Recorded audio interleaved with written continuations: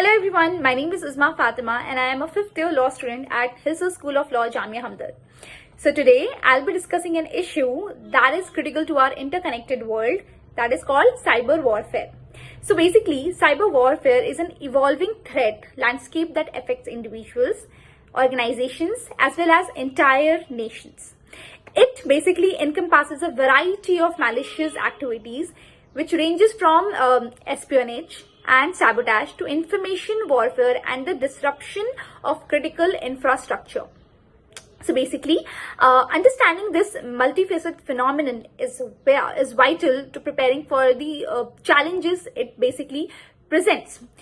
Cyber warfare is a series of strategic cyber attacks against nationwide which causes a significant harm.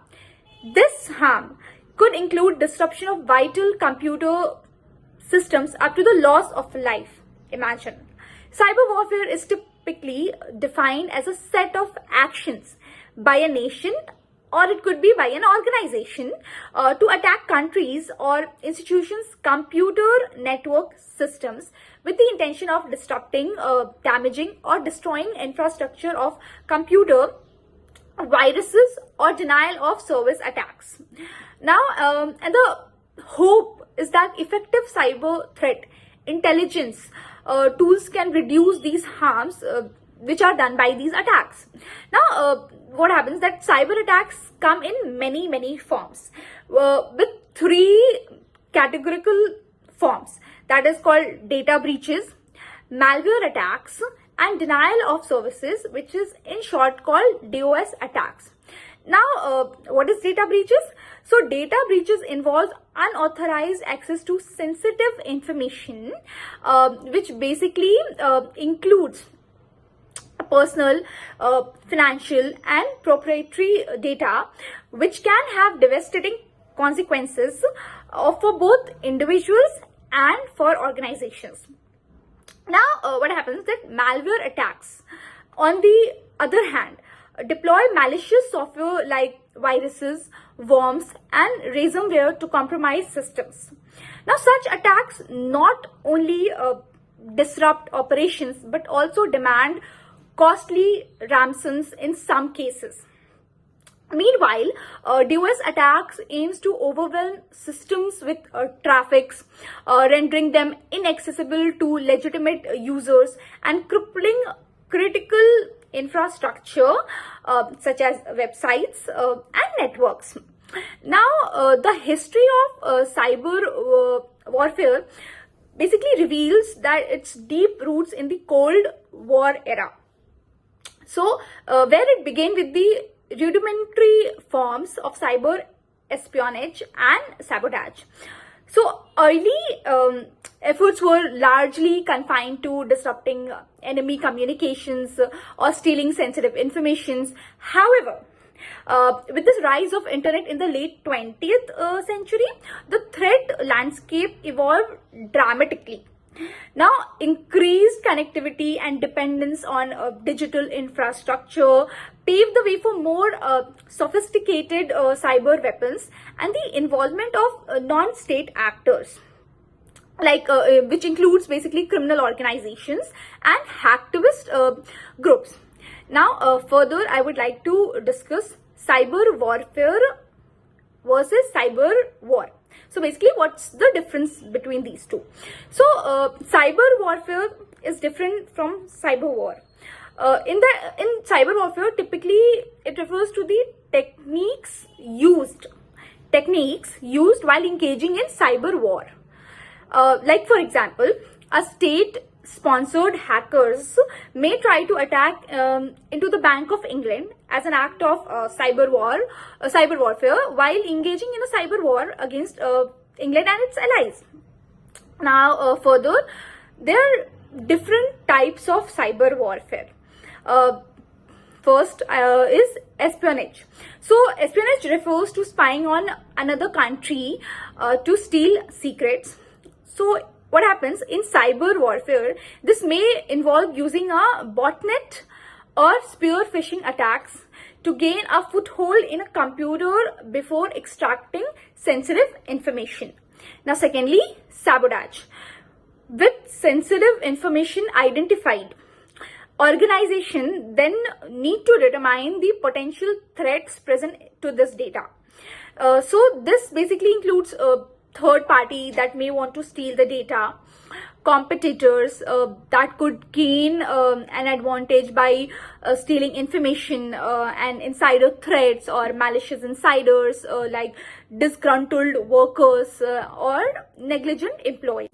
Now, thirdly, denial of service attack, which is also called DOS. So, a DOS attacks involves flooding a website with fake requests, forcing the site to process those requests, thereby making it unavailable for legitimate users. Now, this kind of attack could be used to cripple a critical website which is used by citizens, military personals, safety personals, scientists, or other disrupt critical operations or systems. Now, the fourth one is electrical power grid. Hacking the electrical power grid could give an attackers the ability to disable critical systems, crippling infrastructure, causing deaths of thousands. Further, an attack on electrical power grid could not only disrupt communication, it also makes it impossible to use services like text messages or telecommunication. And now the fifth one is propaganda. So propaganda attacks involves trying to control the minds, as the name suggests, trying to control the minds or hearts of the people living in or fighting for the targeted country. So propaganda can be used to expose embarrassing truths or to spread lies that cause people to lose faith in their own country or even sympathize with the enemy country. Now the sixth one is economic disruption. Most modern economic systems depend on computers to function.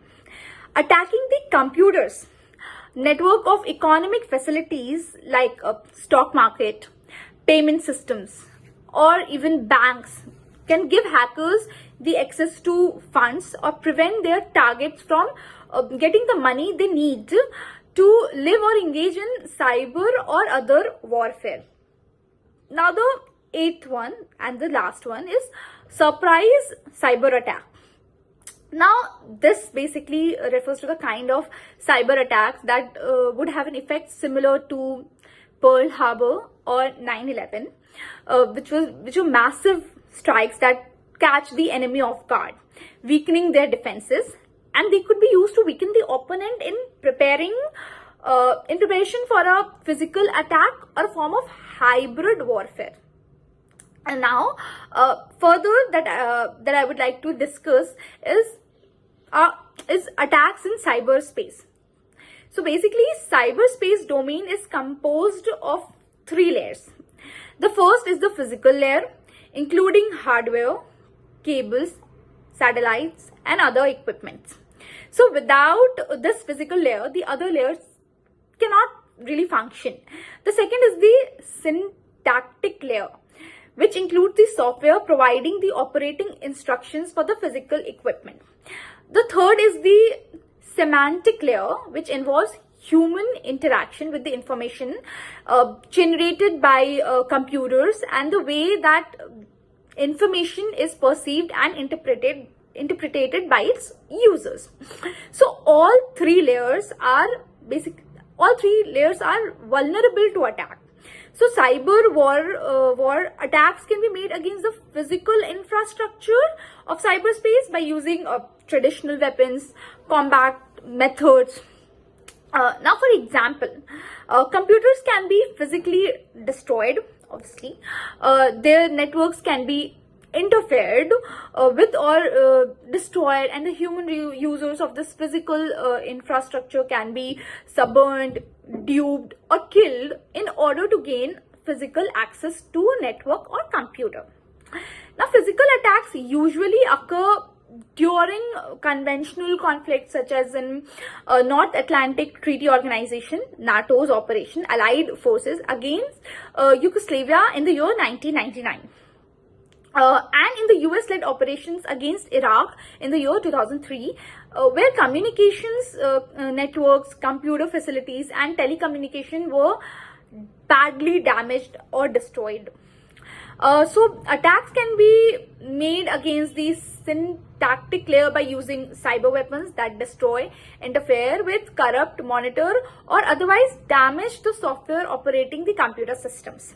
Such weapons include malware, malicious software such as viruses, trojans, spyware, and worms that can introduce corrupted code into existing software, causing a computer to perform actions or processes unintended by its operator. So other cyber weapons could include distributed denial of services or DDoS attacks, on in which attackers using malware hijack a large number of computers to create so-called botnets, group of zombie computers, and then attack other targeted computers, preventing their proper function. So this method was used in cyber attacks against Estonia in April and May 2007, against Georgia in August 2008. On both these occasions, it is alleged that Russian hackers, mostly civilians, conducted denial of service attacks against key government, financial, media, and commercial websites in both countries. These attacks temporarily denied access by the governments and citizens of those countries to key sources of information and to internal and external communication. That's it from my side. Thank you.